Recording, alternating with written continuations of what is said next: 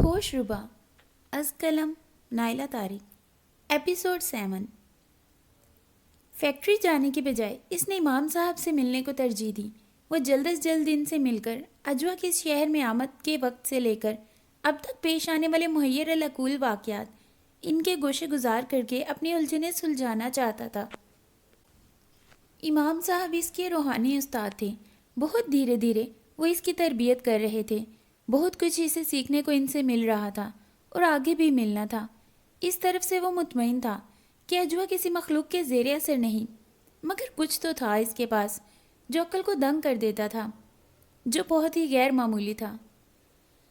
گاڑی ابھی اس سڑک پر تھی جو کہ اس کے گھر کے عقب میں پھیلے میدان اور مسجد کے درمیان سے گزرتی تھی۔ مسجد سے کچھ فاصلے پر گاڑی پارک کر کے وہ ڈرائیونگ سیٹ سے نکلا ہی تھا کہ سر اٹھاتے ہی ششدر رہ گیا۔ بوکھلا کر سر جھٹکتے ہوئے اس نے دوبارہ سامنے دیکھا۔ حواس مختل ہو گئے۔ دائیں بائیں عقب میں ہر سمت منظر بدلا ہوا تھا۔ نہ کوئی سڑک تھی، نہ کہیں مسجد تھی اور نہ ہی کہیں میدان تھا۔ اس کے چاروں طرف کھنڈرات تھے، کسی زمانہ قدیم کے بوسیدہ کھنڈرات، کسی قلعے اور محلوں کی باقیات اس کے گرد سر اٹھائے کھڑی تھیں۔ آسمان پر گہرے بادلوں کا راج تھا۔ ہر سمت وحشت برس رہی تھی۔ ایسی وحشت، ایسی ویرانی ان کھنڈرات سے بھی پھوٹ رہی تھی کہ وہاں رکے رہنا کسی انسان کے بس کی بات نہ تھی۔ وہ مضبوط الاعصاب کا مالک تھا، مگر تھا تو وہ بھی ایک انسان ہی۔ اللہ بڑا ہے، بآواز بلند اس نے سیدھے ہاتھ سے اپنے سینے پر دل کے مقام پر زوردار 3 ضربیں برسائیں۔ دھپ دھپ دھپ۔ 3 بار یہ عمل کرنے کے بعد اس نے 3 گہری گہری سانسیں بھر کر اپنے ارد گرد نظریں دوڑاتے ہوئے قدم پتھروں سے ہٹی زمین پر آگے بڑھا دیے۔ السلام علیکم، بلند آواز میں سلام کرتے ہوئے اس کی نگاہیں کسی بندہ خدا کی تلاش میں بھٹک رہی تھیں کہ تب ہی عقب سے اس کے سلام کا جواب ایک بھاری مردانہ آواز میں آیا۔ کرنٹ کھا کر وہ پلٹا، مگر آنکھوں کے سامنے جیسے دھند چھا گئی۔ اس نے آنکھیں مل کر دوبارہ دیکھا، مگر نظر صاف نہ ہوئی۔ بہت غور سے دیکھنے پر اسے دھند میں 2 اونچے قداور شخص اپنی طرف بڑھتے دکھائی دیے۔ وہ دونوں سفید جبے میں ملبوس تھے۔ سفید چادریں ان کے سروں پر کچھ اس طرح پڑی تھی کہ ان کے چہرے پر بھی ان چادروں کے حالے میں کچھ دیکھنا ممکن نہ تھا۔ دھندلائی آنکھوں اور خشک ہوتے حلق کے ساتھ وہ ان دونوں کو اپنی سمت بڑھتا دیکھ رہا تھا۔ وہ دونوں اشخاص اس کے دائیں بائیں آ کر کھڑے ہوئے اور خاموشی سے اس کے بازو گرفت میں لے کر ایک اونچی اور بسیدہ محرابوں والی عمارت کی سمت بڑھ گئے، جس کے داخلی حصے پر کسی دروازے کا نام و نشان تک نہ تھا۔ آنکھوں پر دھند پڑی تھی، زمین نہ ہموار تھی۔ ٹھوکریں کھاتا وہ 2 اجنبی پراسرار شخص کی گرفت میں کھنچتا جا رہا تھا۔ عمارت کے اندر داخل ہوتے ہی تاریکی بڑھنے لگی۔ کچھ دور تاریکی میں چلنے کے بعد اسے آنکھوں کے سامنے روشنی نظر آئی، مگر دھند اپنی جگہ قائم تھی۔ چلتے چلتے اسے بس یہ اندازہ ہوا کہ وہ ایک کھلی ہوئی سبزے سے بھری جگہ پر چل رہا ہے۔ سبزے کی مخصوص مہک وہ محسوس کر سکتا تھا۔ اس کے ارد گرد چلتے دونوں افراد رک گئے اور اس کے بازو سے گرفت ہٹا کر پیچھے ہٹ گئے۔ خود کو سنبھالتے ہوئے یاقوت نے بغور دھندلائی آنکھوں سے سامنے دیکھا۔ فرشی نشست لگی تھی۔ ایک دائرے کی شکل میں کچھ لوگ بیٹھے تھے۔ سب کے سب سفید لباس اور چادروں میں روپوش تھے۔ آ گئے حافظ جی؟ دائرے میں بیٹھے لوگوں میں سے کسی کی اونچی اور باروب آواز ابھری تھی۔ ہمیں افسوس ہے کہ ایک بار پھر زحمت دی تمہیں، مگر ہم کیا کریں، اور تم اپنی عادت سے مجبور ہو، اور ہم تم سے اپنی وفاداری اور تمہارے باپ دادا سے محبت اور وعدے کی پاسداری کی وجہ سے دونوں مجبور ہیں۔ تم نے ہمارے قبیلے کے خاندان کو تکلیف پہنچائی۔ ہمارے عزیز نکی احمد اور امام صاحب کی وجہ سے بڑی رعایت مل گئی تمہیں، اسی کو بہت جانو۔ تم نے غلطی کی معافی مانگنے میں بے شک کوئی کسر نہیں چھوڑی، پر کسی کو زبردستی معاف کرنے پر مجبور نہیں کیا جا سکتا۔ امام صاحب جو کہتے ہیں اس پر عمل کرو، اپنی منمانی کرنے کی سوچو بھی مت۔ تم انسان اچھے ہو، مگر سرکشی سے باز آنے والے نہیں ہو۔ ایک غلطی کے بعد دوسری غلطی کرنے کی ٹھان رہے ہو۔ ششتر کھڑا وہ اپنے مخاطب کی آواز سن رہا تھا، جس میں غصہ اور تنبیہ کے عنصر نمایاں محسوس کیے جا سکتے تھے۔ رہنمائی کرنے والے موجود ہیں، الجھنوں کو سلجھانے والے تمہارے گرد موجود ہیں، تو کیوں حد پار کرنے کی سوچتے ہو؟ ابھی تربیت کے مرحلے میں ہو، ابھی تمہیں اجازت نہیں کہ خود سے فیصلے کرو۔ تمہاری عجلت اور تجسس بار بار تمہاری تربیت کے آڑے آ رہی ہے، اس پر قابو پالو تو ہی بہتر ہوگا۔ تم اپنے عمل کے خود ذمہ دار ہو، ہم تمہارے راستے میں نہیں آ رہے، نہ ہی یہ ہمارا کام ہے۔ تمہارے باپ دادا کی نسبت یہ ہمارا فرض بنتا ہے کہ تمہیں کھائی میں گرنے سے روکیں، تنبیہ کریں، خبردار کریں۔ آج بھی اسی مقصد سے تمہیں زحمت دی ہے۔ تمہارا دوست ٹھیک مشورہ دیتا ہے تمہیں، حاضرات کروانے کے بارے میں سوچنا بھی مت۔ ابھی نظر نہیں ملی تمہیں، مگر عقل تو اللہ نے دے رکھی ہے۔ اتنا کچھ دیکھ چکے ہو، عقل کا استعمال کیوں نہیں کرتے؟ امام صاحب تمہارے استاد ہیں، ان سے بات کر کے الجھن کیوں نہیں سلجھاتے؟ روحانیت کے ایسے کون سے عہدے پر پہنچ گئے ہو حافظ جی کہ استاد کی ضرورت ہی نہیں تمہیں؟ اللہ کا کلام تمہارے سینے میں محفوظ ہے۔ ہمارے لوگ تمہاری امامت میں نماز ادا کرتے ہیں، تمہاری کرت پر فدا ہوتے ہیں، بہت عزت اور احترام ہے ہماری دنیا میں تمہارا۔ مگر دوسری طرف بھی ہمارے مرشد بابا صاحب ہیں، ہمارے تمام قبیلوں کے سرداروں کے سردار، شاہ صاحب کے بہت گہرے رفیق ہیں بابا صاحب۔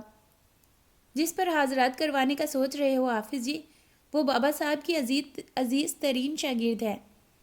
ہمارے قبیلوں کا بچہ بچہ اس سے واقف ہے۔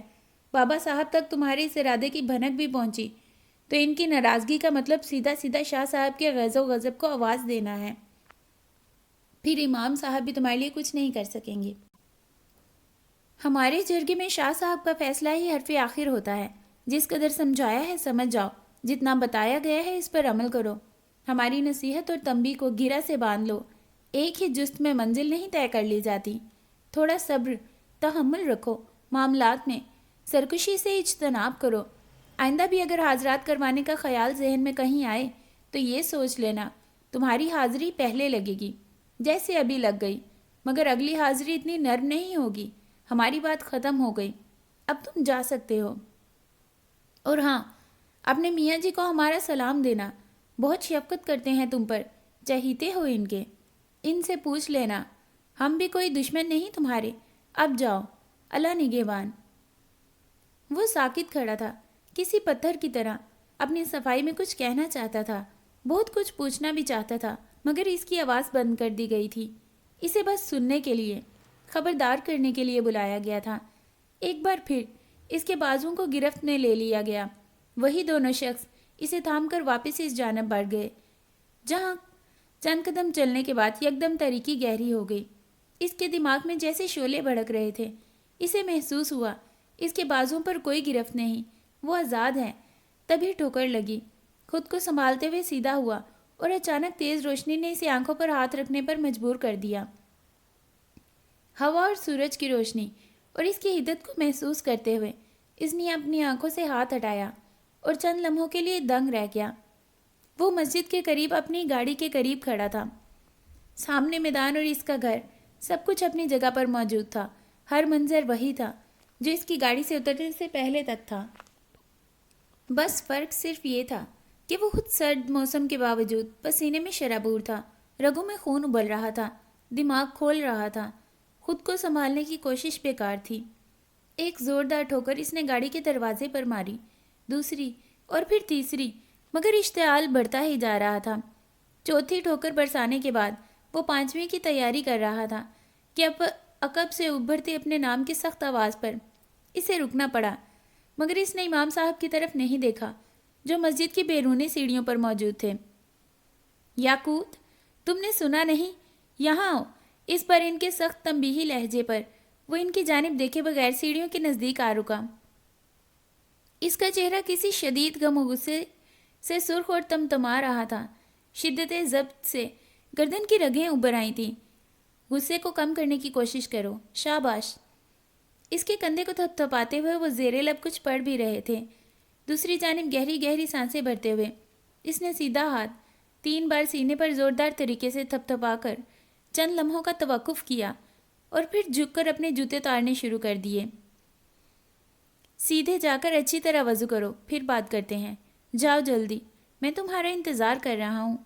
امام صاحب نے بڑے نرم لہجے میں بولتے ہوئے اس کی پشت کو تھپتھپایا تو وہ خاموشی سے سر جھکائے مسجد کے صحن میں آگے بڑھ گیا۔ میں نے اب جا کر یہ سمجھا ہے کہ زندگی میں کبھی کچھ ایسے لوگ ملتے ہیں کسی موڑ پر جو بس مل کر جدا ہو جاتے ہیں۔ کچھ ایسے واقعات رونما ہوتے ہیں جو سمجھ سے بالا تر ہوتے ہیں۔ ایسے لوگ، ایسے واقعات جو کہیں ماضی کی دھند میں کھو تو جاتے ہیں مگر ان کے نقش دل و دماغ پر ثبت ہو جاتے ہیں۔ انسان سوچتا ہے یہ سب ہمارے ساتھ کیوں کر ہوا؟ کوئی اتنے مختصر وقت کے لیے دل میں جگہ بنا کر گم کیوں ہوا؟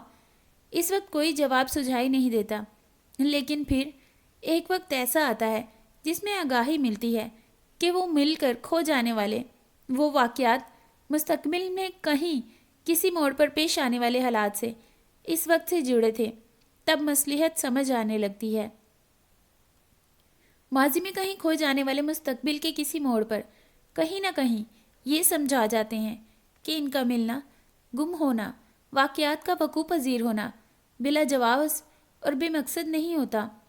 ماضی اور حال کے زمانے مل کر مستقبل بناتے ہیں۔ ماضی کے معاملات کا مستقبل سے جڑا ہونا کوئی اچنبھے کی بات نہیں۔ لالین کے دھیمے لہجے کو بغور سنتی وہ اس کے قریب ہی کشن کے سہارے نیم دراز تھی۔ تم کیا سوچ رہی ہو؟ اسے خاموشی سے اپنی سمت دیکھتا پا کر لالین نے پوچھا تھا۔ سوچ رہی ہوں اور حیران ہو رہی ہوں کہ برسوں پہلے انسانوں کے سمندر میں کچھ وقت کے لیے مل کر بچھڑ جانے والے جس انسان کا ذکر ہر بار تمہاری باتوں میں آتا رہا ہے، یوں اچانک تمہارے سامنے دوبارہ اسے قدرت نے لا کھڑا کیا۔ مگر میں خوش ہوں بہت تمہارے لیے۔ مجھے پتا ہے تم دوبارہ اس سے ملنے کی خواہش دل میں رکھتی تھی۔ اگر میں حاج بھائی سے کوئی تعلق رکھتی تو تمہاری یہ خواہش پوری ہونے میں اتنا عرصہ نہ لگتا۔ میں تو بس یہ جانتی ہوں کہ تم ہمیشہ میرے لیے مبارک ثابت ہوئی ہو۔ لالین نے محبت پاش نظروں سے اسے دیکھا تھا۔ تو پھر اب کیا ارادہ ہے؟ کہو تو کان سے پکڑ کر کھینچ لاؤں ان کو تمہارے سامنے۔ اجوا کے کہنے پر وہ دھیرے سے ہنسی۔ نہیں، اب اگر اس نے آنا ہے تو وہ خود میری طرف آئے گا۔ ہو سکتا ہے کہ اس کی یادداشت میں کہیں میرا شائبہ تک باقی نہ رہا ہو، ماضی کی دھن میں میرا وجود بھی کہیں کھو گیا ہو، تو یہ بھی مجھے قبول ہے۔ میں اس کی جانب نہ قدم بڑھاؤں گی نہ ہی پہچان کرواؤں گی۔ میرے لیے یہی کافی ہوگا کہ میں نے اسے دوبارہ دیکھ لیا۔ اسے اچھی جگہ، اچھے مقام پر دیکھ کر بہت خوش اور مطمئن ہوں میں۔ لالین نے گہری سنجیدگی سے کہا تھا۔ ٹھیک ہے، میں تمہارے ساتھ ہوں، مگر اتنی اجازت تو دو کہ میں اپنے طور پر ان کے دل کا حال اور ان کی ذاتی زندگی جو انہوں نے ساہیوال میں گزاری اسے کھنگال سکوں۔ ہاں، یہ تم کر سکتی ہو۔ لالین مسکرائی تھی۔ ویسے مجھے یقین ہے وہ تمہیں بھولے نہیں ہوں گے۔ میں ان کی زبان پر تمہارا نام نہ صحیح مگر تمہارا ذکر تو لا کر رہوں گی۔ اجوا کے مسکراتے لہجے پر لالین بے ساختہ ہنسی تھی۔ چلو، اب اس بیچارے کی خیر نہیں، ہاتھ ہولا رکھنا ذرا۔ بس اپنا تو یہی ہے، جو اجوا کی نظر میں ہوتا ہے وہی اپنی شامت بلاتا ہے، وہ معنی خیز لہجے میں بولی تھی۔ مسجد سے منسلک امام صاحب کے حجرے میں فرشی نشست پر وہ دیوار سے پشت ٹکائے بیٹھا اب کافی بہتر کیفیت میں نظر آ رہا تھا۔ کچھ فاصلے پر امام صاحب اپنی مخصوص نشست پر براجمان تھے۔ ان کی انگلیاں تسبیح کے دانوں پر مستقل حرکت کر رہی تھیں، جبکہ ان کی پرسوچ نظریں یاقوت پر ٹھہری تھیں۔ وہ خاموش ہو چکا تھا، یوں لگتا تھا کہ اب وہ مزید کوئی بات نہیں کرنا چاہتا۔ اس کے چہرے کے تاثرات ابھی بھی تنے ہوئے ہی تھے۔ کسی گہری سوچ میں غرق وہ گلاس ہاتھ میں تھامے رک رک کر پانی کے گھونٹ بھر رہا تھا۔ تمہیں یہ اصول ہمیشہ یاد رکھنا ہے کہ جو کچھ مل رہا ہے اور جو کچھ مل چکا ہے اس سے خود فائدہ اٹھانے کا سوچنا بھی نہیں، اسے اپنے مفاد کے لیے استعمال نہیں کرنا، بلکہ اسے دوسروں کو فیض پہنچانا ہے، دوسروں کے راستے ہموار کرنے ہیں۔ تمہارے معاملات خود بخود سیدھے ہوتے جائیں گے۔ امام صاحب کے سنجیدہ مشفق لہجے کو سنتا وہ خاموش ہی تھا۔ تمہیں شکر ادا کرنا چاہیے کہ تمہیں کسی بھی خطرے، کسی بھی نقصان سے پہلے خبردار کرنے والے، آگاہی دینے والے موجود ہیں۔ تنبیہ بے وجہ نہیں کی گئی، خبردار بلا جواز نہیں کیا گیا۔ تمہیں قدم سنبھالنے اور غلطیوں سے بچنے کی تلقین کی گئی۔ تمہارا اتنا غصہ تمہارے لیے ہی نقصان دہ ہے، یہ میں ہر بار تمہیں سمجھاتا ہوں۔ تم بھی سمجھتے ہو اس بات کو، بہت قابو بھی کیا ہے تم نے خود پر، لیکن کبھی کبھی تم مجھے بہت مایوس کرتے ہو۔ تنبیہ کرنے کا مطلب یہ نہیں کہ تمہاری بے عزتی ہو گئی. اب ٹھنڈے دل و دماغ سے ان سب باتوں پر دوبارہ غور کرنا. یقیناً تمہیں اندازہ ہو جائے گا کہ ہمیشہ کی طرح تمہاری بھلائی کی گئی ہے. تمہیں بر وقت سنبھالا گیا ہے. کوئی بھی عمل کرنے سے پہلے اس کے بارے میں سوچ دماغ میں ہی آتی ہے. جو تم نے سوچا وہ تمہارے علاوہ بھی کسی کے لیے خطرناک ثابت ہو سکتا ہے. سو تمہیں خبردار کر دیا گیا. تمہیں جو سوال کرنے ہیں ان کے جواب دینے کے لیے میں موجود ہوں. میں آپ کی اجازت کے بغیر کچھ نہیں کرتا. میں اجوا کو آپ سے ملوانا چاہتا تھا. حضرات کا خیال یوں ہی دماغ میں آیا. ہزاروں سوچے اور خیالات دماغ میں آتے ہیں. ان پر میرا اختیار تو نہیں. وہ نہ چاہتے ہوئے بھی بول اٹھا تھا. تمہاری بات بالکل ٹھیک ہے. سرزنش اور تنبیہ اسی سوچ کے لیے تھی جس پر عمل کرنے کے لیے تمہارے دل و دماغ راضی ہوئے. اور اس سے زیادہ خطرناک بات یہ تھی کہ تم خود حضرات کے بارے میں بہت کچھ جانتے ہو. مگر میں حضرات کے حوالے سے صرف آپ سے مشورہ کرنا چاہتا تھا. میں جس کام میں مہارت نہیں رکھتا اسے میں خود کبھی کرنے کی جرت نہیں کر سکتا، وہ بھی آپ کی اجازت کے بغیر. وہ دھیمے مگر احتجاجی لہجے میں بولا تھا. میں جانتا ہوں جو تنبیہ کی گئی ہے اس کے بعد تم اور زیادہ احتیاط کرو گے. مجھے امید یہی ہے تم سے. اب اس بات کو ختم کرو. مزید کڑنے کی ضرورت نہیں. برداشت کرو گے تو راستے کھلیں گے ورنہ آگے نہیں بڑھ سکو گے. بہرحال جتنا جلدی ہو سکے تم مجھے حاج کی بہن سے ملواؤ. اور ہاں، اسے خبر نہ ہو کہ تم کس مقصد سے اسے مجھ سے ملوا رہے ہو. جی میں اس بات کا خیال رکھوں گا. وہ بولا تھا. تبھی امام صاحب کے کچھ چونکنے پر یاقوت بھی ان کی نگاہوں کے تعاقب میں حجرے کے اس پردے کی طرف متوجہ ہوا جس کے دوسری جانب کے حصے میں امام صاحب ملاقات کے لیے آنے والوں سے ملتے تھے. ظفر، تم وہاں کیا کر رہے ہو؟ امام صاحب نے اپنے خدمتگار کو مخاطب کیا جو ان کے خیال میں پردے کی دوسری جانب تھا. مگر اگلے ہی پل خدمتگار گھر کے صحن کی جانب کھلنے والے دروازے سے اندر داخل ہوا. امام صاحب مدرسے کے بچوں کے لیے شربت تیار کر رہا تھا. بس ابھی تیار ہو جاتا ہے. خدمتگار کے مؤدب لہجے پر وہ ایک پل کو حیران ہوئے. ذرا پردے کی دوسری طرف دیکھو. کوئی آیا ہوا تھا کیا مجھ سے ملنے؟ نہیں امام صاحب، ادھر کا دروازہ میں خود بند کر کے گیا تھا. خدمتگار بول رہا تھا کہ تبھی گلاب کی تیز خوشبوؤں کا جھونکا یاقوت کے ساتھ ساتھ امام صاحب کو بھی چونک آ گیا. اسی دوران خدمتگار نے آگے بڑھ کر ذرا پردہ ہٹا کر دوسری جانب نظر ڈالی. امام صاحب، ادھر کچھ رکھا ہے، پہلے تو یہاں نہیں تھا. خدمتگار کی اطلاع پر امام صاحب اور یاقوت کے درمیان خاموش نظروں کا تبادلہ ہوا. گلابوں کی بھینی مہک اب حجرے کے پورے ماحول میں پھیل چکی تھی. جو بھی رکھا ہے اٹھا کر لے آؤ یہاں. امام صاحب کے حکم پر خدمتگار فرما برداری سے سر ہلاتا پردے کی دوسری طرف چلا گیا. چند لمحوں بعد وہ ایک بڑا سا اور بھاری پیک کیا ہوا ٹوکرا دونوں ہاتھوں میں سنبھالے پردے کے پیچھے سے نمودار ہوا اور ٹوکرا امام صاحب کے سامنے لا کر رکھ دیا. جاؤ تم جا کر اپنا کام مکمل کرو. امام صاحب کے کہنے پر خدمتگار واپس باہر چلا گیا. دوسری جانب یاقوت کی نظریں اس ٹوکرے پر تھیں. پیکنگ سے لگ رہا تھا کسی عمدہ جگہ سے یہ باسکٹ نما بڑا سا ٹوکرا تیار کروایا گیا ہے. اوپر پلاسٹک کور سے بڑے خوشنما اور رس بھرے انگوروں کے گچھوں کی جھلک دکھائی دے رہی تھی. ٹوکرے کے کنارے پر ایک کاغذ طے شدہ رکھا تھا.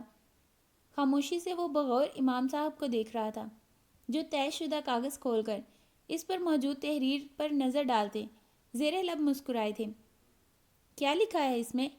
یاقوت نے حیرت سے پوچھا. جواباً انہوں نے ایک نگاہ اس پر ڈالی اور پھر کاغذ دوبارہ طے کر کے قریب ہی رکھے اپنے مخصوص مخملی باکس میں رکھ دیا. کچھ نہیں، بس یہ سمجھ لو کہ جس سے محبت ہوتی ہے اسے غصے میں یا ناراضگی میں مبتلا دیکھنا گوارا نہیں کیا جاتا. یہ جذبے صرف انسانوں تک ہی تو محدود نہیں. امام صاحب کے کہنے پر بہت کچھ سمجھ آنے کے باوجود اس کی پیشانی کے بل ختم نہیں ہوئے، البتہ کم ضرور ہونے لگے تھے. بھئی کون ہے جو پھلوں میں انگوروں سے تمہارے عشق سے واقف نہ ہو؟ امام صاحب کے دوستانہ لہجے پر وہ بس خاموشی سے دوسری طرف متوجہ ہو گیا. اب تو مان بھی جاؤ، تھوڑا مسکرا ہی دو. یہ تحفہ تمہارے لیے آیا ہے، منہ پھیر کر اس کی ناقدری نہ کرو. امام صاحب نے محبت سے اسے جھڑکا اور پھر دوبارہ اپنے خدمتگار کو آواز دی. ظفر، اس میں سے انگور یاقوت کے لیے نکالو اور اچھی طرح دھو کر لے آؤ اور مدرسے کے بچوں کی چھٹی کے بعد یہ ٹوکرا یاقوت کے گھر پہنچا کر آؤ۔ رہنے دیں امام صاحب، باہر بچوں میں تقسیم کروا دیں یہ سب، میرا بھی دل نہیں کچھ بھی کھانے کا۔ وہ تھکے تھکے لہجے میں بولا تھا۔ ظفر میں نے جو کہا ہے وہ کرو بس۔ امام صاحب نے یاقوت کی بات مکمل نظر انداز کر دی تھی، جبکہ ظفر فرما برداری سے ٹوکرا اٹھا کر واپس چلا گیا تھا۔ میرا واقعی دل نہیں ہے امام صاحب، مجھے بس اب فیکٹری پہنچنا ہے، حاج بھائی میرا انتظار کر رہے ہوں گے۔ بے دلی سے بولتے ہوئے اس نے جانے کے لیے پر تول لیے تھے۔ خاموشی سے بیٹھو، تمہارے چہرے سے ہی تھکن ٹپک رہی ہے، اور تم فیکٹری جانے کی بات کر رہے ہو۔ امام صاحب نے ناراضگی سے اسے دیکھا تھا۔ حاج کو فون کر کے کہہ دو تم میرے پاس ہو، میں اور کچھ نہیں سنوں گا۔ اس کے کچھ کہنے سے پہلے ہی وہ اسے خاموش کر گئے تھے۔ تبھی ظفر ایک تشتری میں انگوروں کے خوش رنگ اور رسیلے گچھے سجائے واپس آیا تھا۔ یہ سب انگور کھاؤ، ایک خوشہ بھی نہ چھوڑنا۔ امام صاحب کے تنبیہی لہجے پر وہ مسکراہٹ نہیں روک سکا تھا۔ ٹھیک ہے، لیکن پہلے آپ شروع کریں۔ مدرسے کے بچوں کے لیے دوسرا کوئی پھل تم خود خرید کر لے آنا، انگور باہر کہیں نہیں ملیں گے، ان کا موسم ابھی دور ہے، یہ تحفہ تمہارے لیے ہے، اسے تم اپنے لیے ہی رکھو تاکہ دینے والے بھی خوش ہوں۔ امام صاحب کی تاکید پر اس نے بس اسبات میں سر ہلایا تھا۔ یہ مخصوص انگور ہمیشہ کی طرح بہت ذائقے دار تھے، ٹھنڈے اور خوب رس بھرے۔ اس کے تنے ہوئے اعصاب انگور کھاتے ہوئے پرسکون ہو گئے تھے۔ بس میرے لیے اتنے کافی ہیں۔ چند خوشے کھانے کے بعد امام صاحب نے کہا، اب میں ذرا بچوں کو دیکھ لوں، تم آرام کرو یہیں۔ اطلاع ضرور دے دینا اپنے بھائیوں میں سے کسی کو کہ تم یہاں ہو، ورنہ کہیں سب پریشان نہ ہوں۔ اسے تاکید کرتے ہوئے وہ اپنی جگہ سے اٹھے تو یاقوت نے سیرت سے آگے بڑھ کر ان کا ہاتھ تھام لیا تاکہ ان کو اٹھنے میں مدد دے سکے۔ بس بیٹھو تم آرام سے، میں چلا جاؤں گا۔ امام صاحب کے روکنے کے باوجود وہ احتراماً مسجد کے صحن تک ان کے ساتھ گیا تھا۔ انگور ختم کر کے اس نے رسٹ واچ میں وقت دیکھا۔ دوپہر کے 3 بج چکے تھے۔ اعصاب پرسکون ہو چکے تھے، مگر سر ابھی تک بھاری تھا۔ غازی کو ایک میسج کرنے کے بعد اس نے فون مکمل آف کیا اور پھر اطمینان سے نرم قالین پر دراز ہو گیا۔ آج جو کچھ ہوا وہ واقعات کسی دوسرے انسان کے لیے تو ناقابل یقین ہوں اور ہوش گم کر دینے والے ہو سکتے ہیں، مگر اس کے لیے نہیں۔ آج گزرے حالات کے بارے میں سوچتے ہوئے اس کی الجھن قائم ہی تھی، لیکن ابھی سے بہت احتیاط سے ہر قدم اٹھانا تھا۔ امام صاحب کے مشوروں اور ہدایتوں کو اس نے سمجھ لیا تھا اور اب ان کے مطابق ہی چلنا تھا۔ سب کچھ اپنی جگہ، مگر آج جو کچھ ہوا تھا وہ کچھ اس نے اجوا کے حوالے سے سنا ہوا تھا۔ اس سب نے اسے بہت تشویش میں مبتلا کر دیا۔ وہ اپنی اس تشویش کو کوئی نام نہیں دے رہا تھا۔ اسے بس اب اس وقت کا انتظار کرنا تھا کہ جب تک اجوا خود وہ سب کچھ اسے نہیں بتا دیتی جو ابھی چھپا ہوا ہے اس سے۔ سوچتے سوچتے اس کی خمدار پلکیں غنودگی سے بھاری ہوتی آپس میں جڑنے لگیں۔ کچھ ہی دیر میں نیند کی گہرائی میں ڈوبتے ہوئے دماغ تاریک ہو گیا۔ اچانک تاریکی چھٹنے لگی۔ اس کی جڑی پلکیں آہستہ آہستہ کھلتی روشنی سے مانوس ہو رہی تھیں۔ حرکت کیے بغیر اس نے سامنے کے منظر کو پہچاننے کی کوشش کی۔ شیشے کی دیوار کے اس پار گزرتے ہوئے وہ دھوئیں کے مرغولے نہ تھے۔ دھیرے سے اٹھ کر بیٹھتے ہوئے اس نے حیرت سے اپنے گرد کھڑی شیشے کی دیواروں کو دیکھا اور اگلے ہی پل اٹھ کھڑا ہوا۔ اس کے چاروں طرف پہاڑوں کی چوٹیاں تھیں جن کے درمیان سے بادلوں کے عظیم ٹکڑے گزر رہے تھے، اور وہ خود جانے کتنی اونچائیوں پر اس شیشے کے چوکور کمرے میں کھڑا تھا کہ اسے بادلوں کا سمندر نیچے بہتا دکھائی دے رہا تھا۔ ہر سمت دھند سی چھائی ہوئی تھی، مگر اس دھند کے علاوہ بھی ایک عجیب سی دودھیا روشنی باہر پھیلی تھی۔ سانسوں کو جکڑ لینے والے منظر اس کے ارد گرد بکھرے ہوئے تھے، مگر اتنی عظیم اونچائی پر اس کا دل پریشان ہونے لگا تھا۔ اس کے پیروں تلے فرش نرم قالین میں چھپا تھا۔ سر اٹھایا تو لکڑی کی مضبوط ڈھلانی چھت دکھائی دی، مگر دیواریں شفاف شیشے کی تھیں۔ اس نے بے اختیار چاروں طرف شیشے کی دیواروں میں باہر نکلنے کا راستہ تلاش کیا، مگر کوئی دروازہ، کوئی راستہ نہ ملا۔ بادلوں سے اوپر کانچ کی ان دیواروں میں قید وہ تنہا وحشت میں مبتلا ہو چکا تھا۔ کچھ سمجھ نہیں آ رہا تھا اس قید سے نکلنے کے بعد بھی وہ کہاں اور کیسے جا سکے گا، جبکہ اس 4 دیواری سے باہر نکلنا بھی ناممکن نظر آ رہا تھا۔ بے بسی اور وحشت ناک کیفیت میں بے چین اور ہراساں وہ اس 4 دیواری میں منڈلا رہا تھا کہ یکدم اسے دور بادلوں کی دھند سے کوئی سفید چیز اڑتی ہوئی اپنی سمت آتی دکھائی دی۔ شیشے کی دیوار پر ہاتھ جمائے وہ ساکت نظروں سے اس چیز کو دیکھ سکتا تھا جو سفید لبادے میں نازک وجود کے ساتھ اپنے سفید براق اپنی جسامت سے بھی بڑے پڑوں کو پھڑپھڑاتی اب بالکل اس کے سامنے ہوا میں معلق تھی۔ اس کے خمدر سیاہ بال اس کی شانوں پر بکھرے انتہائی حسین لگ رہے تھے۔ اس کے اجلے چہرے کو پہچاننے میں وہ غلطی کیسے کر سکتا تھا؟ ڈھیروں گلابوں کی خوشبو کو بازوؤں میں سنبھالے وہ مسکراتے چہرے کے ساتھ اسے دیکھتی کبھی دائیں جاتی کبھی بائیں، جبکہ یکٹک اسے دیکھتے ہوئے وہ اپنی ساری وحشت بھول چکا تھا۔ اس کے لبوں پر بکھری مسکراہٹ سب کچھ بھلا دینے کے لیے کافی تھی۔ یکدم وہ پھڑپھڑاتے پیروں کے ساتھ اس کے سامنے سے ہٹ کر شیشے کی اس چار دیواری کے چکر کاٹنے لگی۔ دوسری جانب وہ حیرت سے اسے باہر منڈلاتا دیکھتا رہا، یہاں تک کہ وہ ایک بار پھر شیشے کی دوسری جانب اس کے سامنے آ رکی تھی، بہت قریب، اتنا کہ وہ اس کے سیاہ حسین کان سی آنکھوں میں اپنا چہرہ دیکھ سکتا تھا، اس کے ہر نقش کو اپنی آنکھوں میں جذب کر سکتا تھا۔ شیشے کی دیوار درمیان میں ہونے کے باوجود ہر فاصلہ مٹ گیا تھا، دل مل رہے تھے، آنکھوں سے آنکھوں تک خاموش پیغام پہنچ رہے تھے۔ یکدم قیامت خیز کڑکڑاہٹوں کی گونج نے دونوں کی محفیت کو توڑ دیا۔ ارد گرد جمع ہوتے سیاہ بادلوں میں کڑکتی بجلی کے جھماکے انتہائی دہشت ناک تھے۔ دونوں کی سہمی نظریں ایک دوسرے سے ملیں۔ گرجتے بادلوں اور کڑکڑاتی بجلی کے شور میں شیشے کی دیوار کے پار بہت تیزی سے تاریکی پھیلتی اسے بھی اپنی لپیٹ میں لے چکی تھی۔ جو سہمی نظروں سے اسے دیکھتی یک گہری تاریکی میں گم ہو گئی۔ اجوا، اجوا! شیشے کی دیواروں کو ہاتھوں سے توڑنے کی کوشش کرتا وہ وحشت سے چیخ اٹھا۔ باہر گہری تاریکی میں پروں کی پھڑپھڑاہٹیں معدوم ہوتی سنائی دیں، خوفناک گڑگڑاہٹوں میں کہیں گم ہو گئیں۔ یکدم آنکھیں کھولتا وہ اٹھ بیٹھا تھا، مگر اگلے ہی پل ارد گرد کے ماحول پر نظر ڈالتے ہوئے دماغ مکمل بیداری کی حالت میں آ گیا۔ دھیرے سے سر ہاتھوں میں تھام کر کچھ لمحوں تک یوں ہی بیٹھا رہا اور پھر ریسٹ واچ پر نگاہ ڈالتا اٹھ کھڑا ہوا، حجرے کے صحن کی طرف بڑھا، ظفر کو چائے کا کہہ کر دوسرے دروازے سے مسجد کے صحن میں آتا وضو خانے کی طرف بڑھ گیا۔ عصر میں اب تھوڑا ہی وقت باقی رہ گیا تھا۔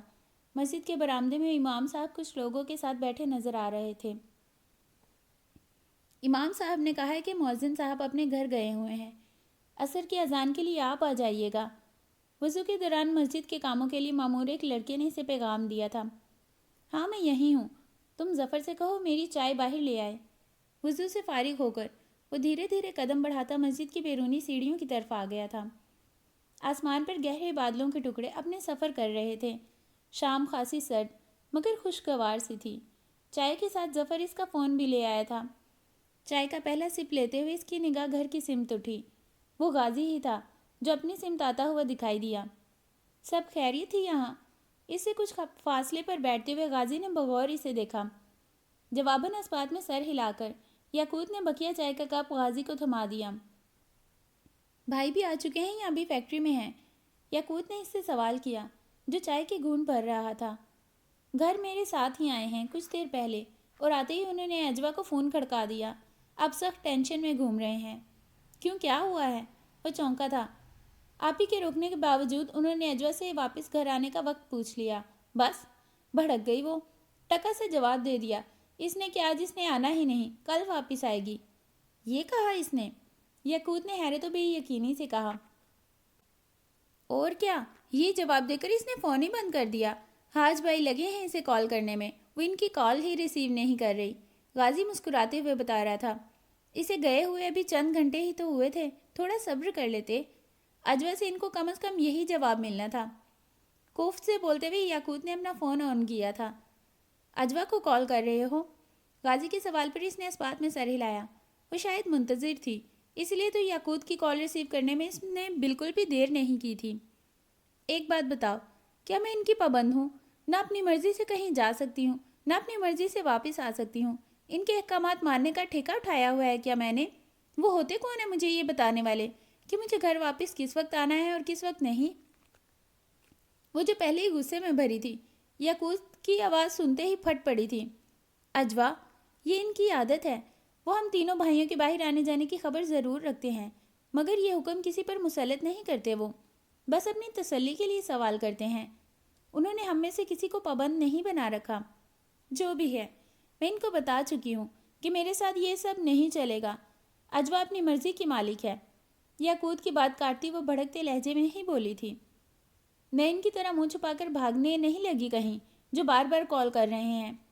ٹھیک ہے، تم غصے میں اپنا اچھا وقت برباد نہ کرو، میں بھائی سے بات کرتا ہوں۔ بتا دینا ان کو میں لالین کی طرف ہی رہوں گی آج، اب کل ہی واپس آؤں گی۔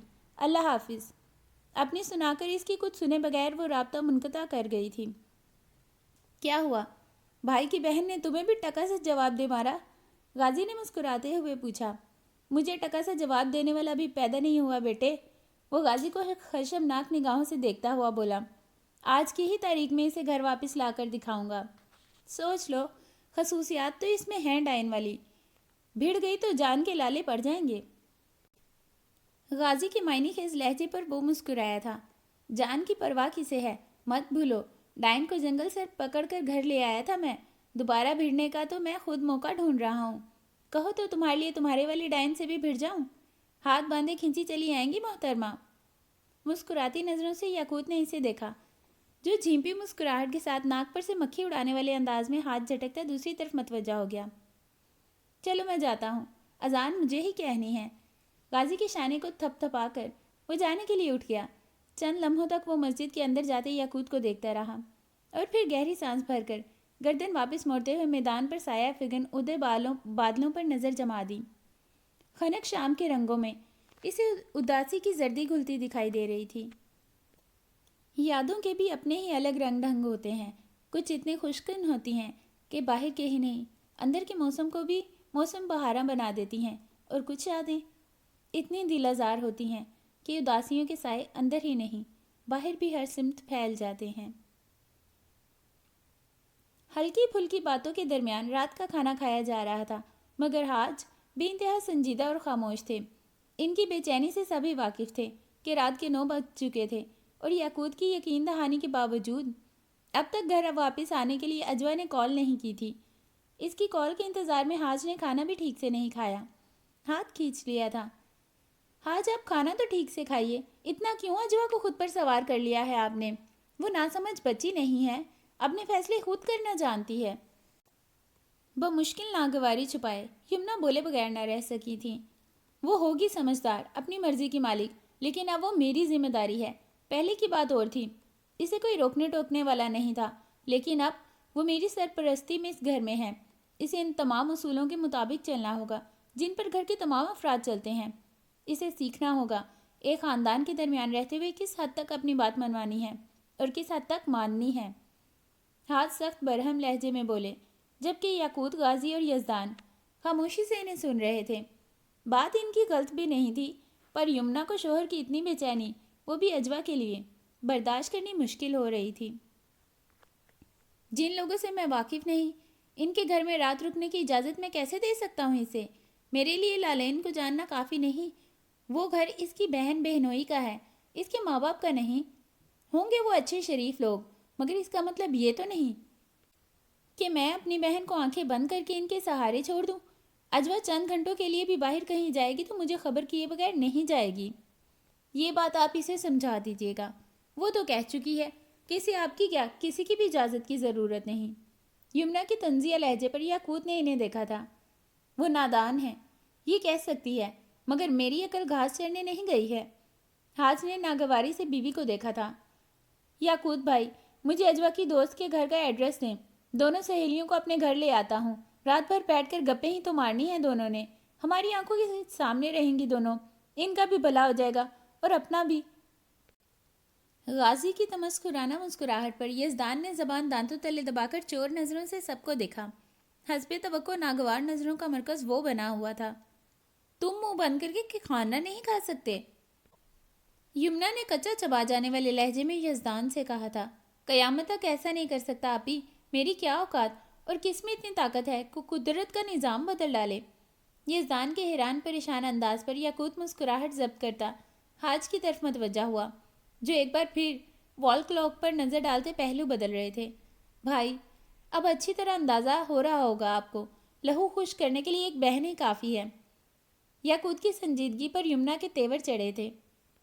یہ موقع ہے فضول باتیں کرنے کا، جونک لگتی ہے بہن، ابھی بیویاں آ جائیں گی تو کانٹا بھی لگنے لگے گی، یمنا کلس کر بولی تھی۔ لو اور سنو، بیویاں، یزدان نے جل کر غازی کو متوجہ کیا۔ غازی بھائی، یہ تو لگتا ہے ہمارے حصے کی بھی یاقوت بھائی کے حوالے کر دیں گی، منہ بند نہیں کرے گا؟ یمنا کے آنکھیں نکالنے پر وہ روحان سی شکل بنائے، جلا کر تجھے کیڑے چبانے لگا۔ حاج بھائی، آپ پریشان نہ ہوں، اجوا کو یاقوت اس کی دوست کی طرف لے گیا تھا، اب اسے واپس لے آنے کی ذمہ داری بھی یاقوت کی ہے۔ غازی نے حاج کو تسلی دی، مگر یمنا کو پتنگے لگ گئے تھے۔ خواہ کوئی ضرورت نہیں ہے یاقوت سمیت تم دونوں کو بھی ان بھائی بہن کے درمیان آنے کی، خود نمٹ لیں گے یہ دونوں۔ یمنا فوراً بولی تھی، تم تو اس طرح بول رہی ہو جیسے میں اور اجوا تمہارے پڑوس میں رہتے ہیں، یہ تینوں اس گھر کے فرد ہیں، جہاں جو ٹھیک لگے گا بولیں گے۔ حاج کے برہم انداز پر یمنا خون کے گھونٹ پی کر رہ گئی تھی۔ میں کھانے کے بعد اسے کال کرتا ہوں، اس کا وہاں رکنے کا کوئی ارادہ ہوتا تو وہ جاتے وقت ہی مجھے بتا دیتی، شاید اس کی دوست نے اصرار کیا ہو۔ یاقوت کے کہنے پر حاج خاموشی سے سر ہلاتے اپنی جگہ سے اٹھ گئے تھے، جبکہ یمنا بس تیز نگاہوں سے یاقوت کو دیکھ کر رہ گئی۔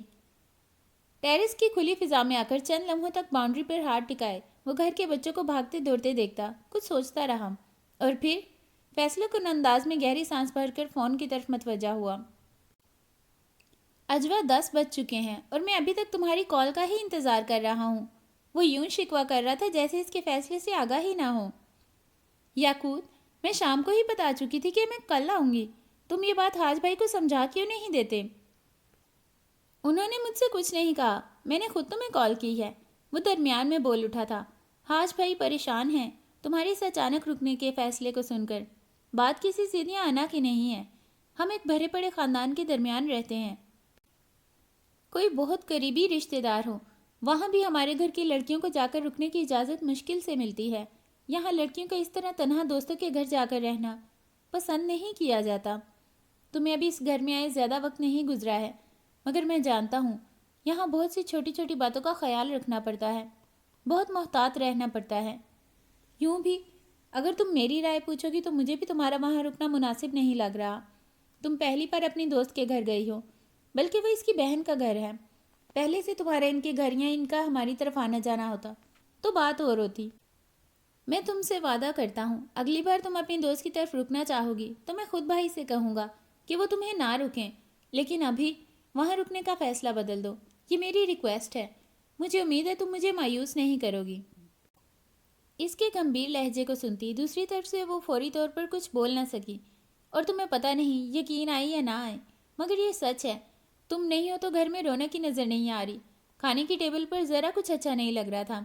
اب لالین کی طرح میں تمہارا دوست نہیں مگر دشمن بھی تو نہیں ہوں، رحم کرو اور بتا دو آ جاؤں ابھی؟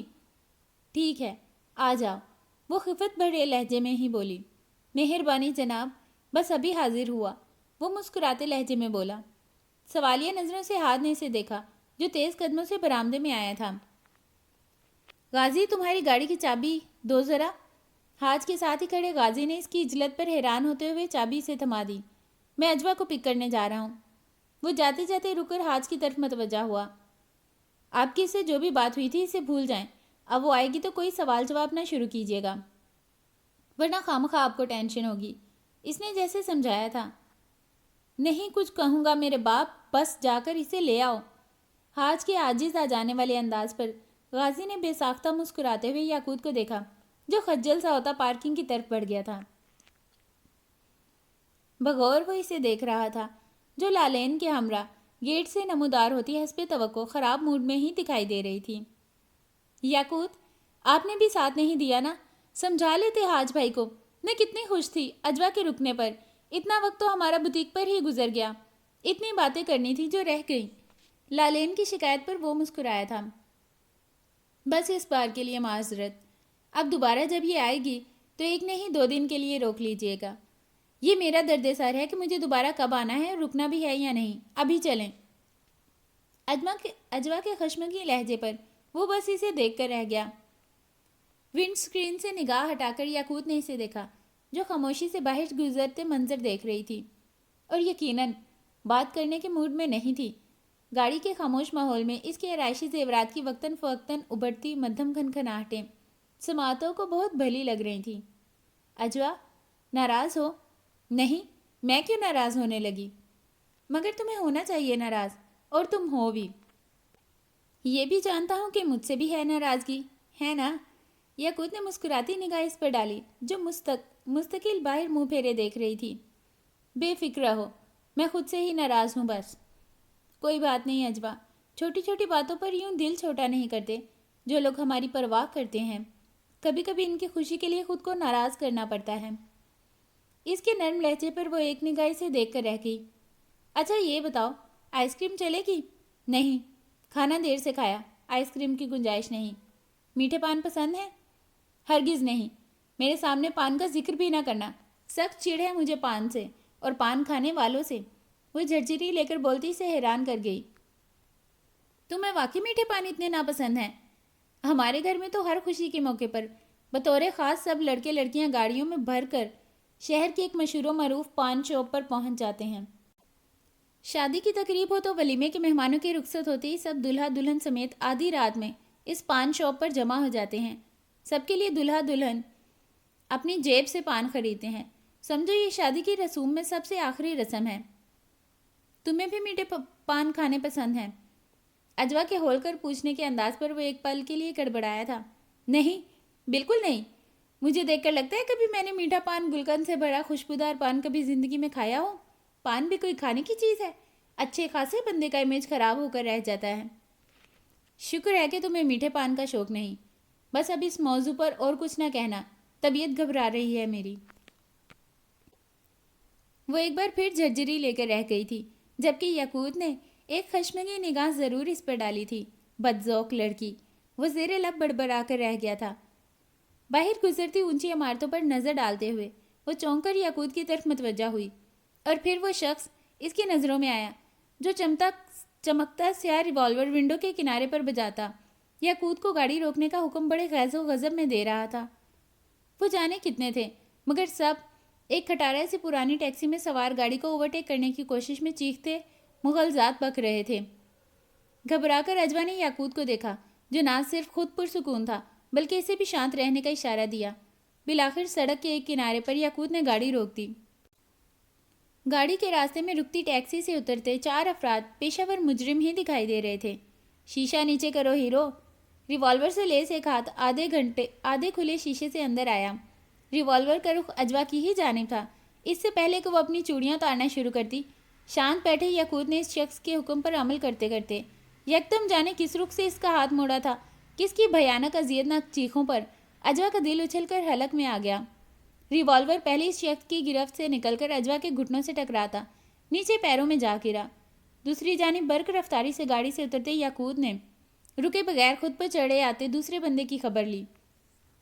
یہ سڑک اچھی خاصی بارونق تھی، رہائشی عمارتیں تھیں، سڑک کے کنارے اور دکانیں تھیں۔ سن بیٹھی وہ بس دنگ نظروں سے اسے دیکھتی رہی جو ان لٹیروں کو اٹھا اٹھا کر پٹکتا وہیں سڑک پر ڈھیر کر چکا تھا۔ 5 منٹ بھی نہیں لگے تھے اسے کسی کا ہاتھ اور کسی کا پیر توڑنے میں۔ وہ چاروں اب یاقوت کی ہی نہیں بلکہ ارد گرد جمع ہونے والے لوگوں کی بھی ٹھوکروں پر تھے۔ ان چاروں کی بلند کراہوں پر اجوا کا دل دہل گیا تھا۔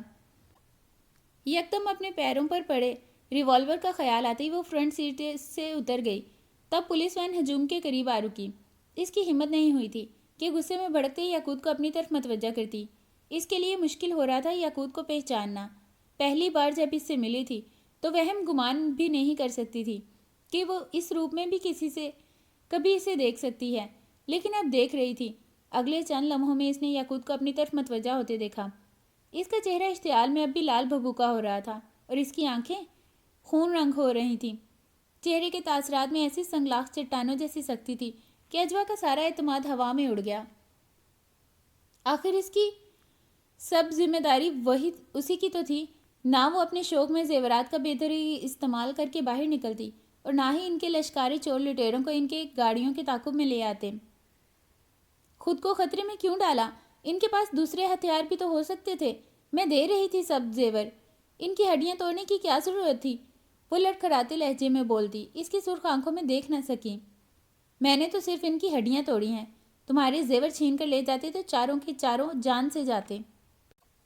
اس کے سرد لہجے میں کچھ ایسا تھا کہ وہ چاہتے ہوئے بھی نگاہ نہ اٹھا سکی۔ کچھ غلط کہا میں نے؟ اس کے سوال پر اجوا نے تیز نگاہوں سے اس کی جانب دیکھا، مگر اگلے ہی پل وہ دنگ نظروں سے اسے دیکھتی رہ گئی جو لبوں میں مسکراہٹ دبائے गहरी नज़र इस पर डालता गाड़ी की सिमत बढ़ गया। गाड़ी में बैठो तुम, मैं बस अभी आया। टिश्यू में लिपटा रिवॉल्वर उठाए वो इसे हिदायत देता पुलिस वैन की तरफ चला गया, जिसमें इन चारों जख्मी बदमाशों को डाला जा रहा था। सुनो, घर में किसी से इस सब का जिक्र न करना। याकूत ने इसे तो ताकीद कर दी थी, मगर इसे समझ नहीं आ रहा था कि गाड़ी पर दूसरा डेंट पड़ने की क्या वजह बताएगा गाजी को। आज ही तो मस्जिद के बाहर इसकी ठोकरों से पड़ने वाला डेंट देखकर गाजी हथे से उखड़ गया था। आखिर ये इसकी ज़ाती कमाई की चहीती गाड़ी थी। अब इस दूसरे डेंट के लिए फ़िलहाल वो चारों बदमाशों को ज़ेरे लब भारी भरकम अलकबात से नवाज रहा था। गाड़ी पार्क करके वो अजवा के पीछे ही अपने पोर्शन की सिमत बढ़ रहा था कि तभी अकब से बुलंद होती नस्वानी चहकती पुकार पर इसके साथ साथ अजवा भी रुक कर पलटी। हसीन मुस्कुराती सूरत वाली वो कामिनी सी लड़की तेज़ कदमों से करीब पहुंची। अरे तुम कब आई? याकूत की खुशगवार हैरत पर वो लड़की बेसाख्ता हंसी थी और इससे हाथ मिलाते हुए करीब होकर चेहरा इसके गिरेबान से मस करके अजवा की तरफ मतवजा हुई। इससे भी बहुत अपनाइयत से गले मिली। बस आज शाम को वापस आई हूँ। खूब सोकर फ्रेश होने के बाद सबसे मिलने के बाद तुम्हारी तरफ पहुंची तो पता चला तुम गायब हो। अजवा बहुत खुशी हुई तुम यहाँ आ गई। खूब इंजॉय करेंगे मिलकर। इसके नॉन स्टॉप बोलने पर अजवा मुस्कुराई थी। अजवा ये ज़ारा है, हमारे मंझले चचा की साहबजादी। इसकी बाकी दोनों बहनों से तो तुम मिल चुकी हो। ये अपने मामू की फैमिली के साथ एक ट्रिप पर गई हुई थी। याकूत ने तारुफ करवाया। बस बस, बाकी अपना तारुफ मैं खुद करवाऊंगी।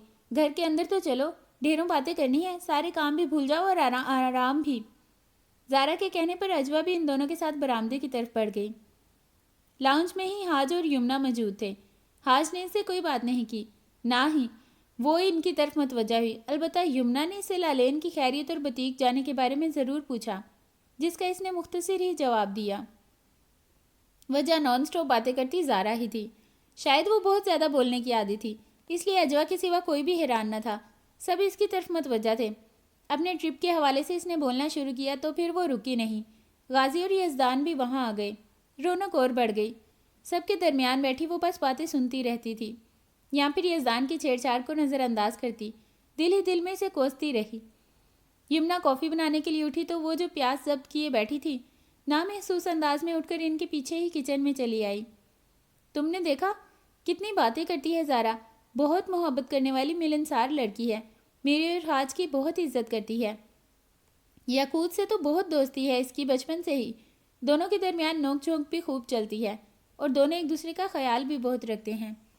याकूत लापरवाही कर जाता है, मगर ज़ारा को इसके सुबह शाम सबकी खबर होती है। जहाँ जाती है रोन के साथ लेकर जाती है। दिल खुश हो जाता है इसे देखकर। यकीनन तुम्हें भी बहुत अच्छी लगी होगी। ज़ारा और याकूत के दरमियान अच्छे ताल्लुकात से आगाह करने के बाद वो इसकी राय पूछ रही थी। जी हाँ, बहुत अच्छी और बहुत अच्छे अखलाक की लड़की है ज़ारा। वो पानी का घूंट भर कर बोली। तुमने खाना नहीं खाया तो पहले खाना खा लो, वरना कॉफ़ी पीकर तो भूखी मर जाएगी। गर्म किए देती हूँ तुम्हारे लिए खाना। नहीं, खाना मैंने लालेन की तरफ खा लिया था। मेरे लिए कॉफ़ी मत बनाइएगा, मैं नमाज़ पढ़ने जा रही हूँ। आज ईशा की नमाज वक्त पर नहीं पढ़ सकी। यमुना से बोलकर वो किचन से निकल आई। लाउंज में सब ज़ोर शोर से बातों में मसरूफ़ थे। तेज़ कदमों से लाउंज से गुजरती सीढ़ियों की तरफ बढ़ गई थी। चेंज करने के लिए हल्के फुल्के कपड़े वार्डरोब में देखती वो यमुना की बातों पर गौर कर रही थी। जाने वो बढ़ा चढ़ा कर बता रही थी या हकीकतन याकूत और ज़ारा के दरमियान गहरी दोस्ती थी। खैर इतना तो इसे मालूम था कि बस एक इसको ही वो याकूत से घुलता मिलता बर्दाश्त नहीं कर सकती। कभी कभी यमुना का रवैया इसे उलझा देता था। कभी इतनी सर्दमहरी से पेश आती और कभी इतनी अपनायत, जैसे कि कुछ देर पहले वो इसके लिए खाना गर्म करने की बात कर रही थी। सर झटकते हुए वो अपना बड़ा सा ज्वेलरी बॉक्स वार्डरोब से निकालकर ड्रेसिंग के सामने आ बैठी। कानों से झुमके उतारते हुए इसकी निगाहों के सामने वही मंजर घूमने लगा जब इन लुटेरों ने याकूत के हाथ अपनी दुर्गत बनवाई। सोचते हुए इसके होंठों पर मुस्कुराहट बिखर गई। दुआ मांगने के दौरान इसे दस्तक की आवाज़ सुनाई दी। अंदर दाखिल होते हाजी से मसरूफ़ देखकर सामने बैल्कनी के खुले दरवाजे की सिम चले गए। दुआ से फारिग होकर वो जाए नमाज पर ही बैठे बैठे इनकी तरफ मतवज्जा होती सवालिया नज़रों से देखने लगी, जो बैल्कनी से वापस आते बेड के किनारे इसके सामने आ बैठे थे।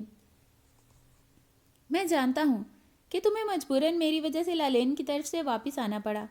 तुम्हें बहुत बुरा लगा होगा, गुस्सा भी आया होगा, लेकिन यकीन रखो کہ میرا مقصد بالکل نہیں کہ میں تم پر اپنی مرضی مسلط کرنا چاہتا ہوں. مجھے تمہارا لالین کی طرف رات رکنا ٹھیک نہیں لگا. میں نہیں چاہتا کہ تمہاری ذات کو لے کر مجھے کسی کا کوئی اعتراض سننا پڑے.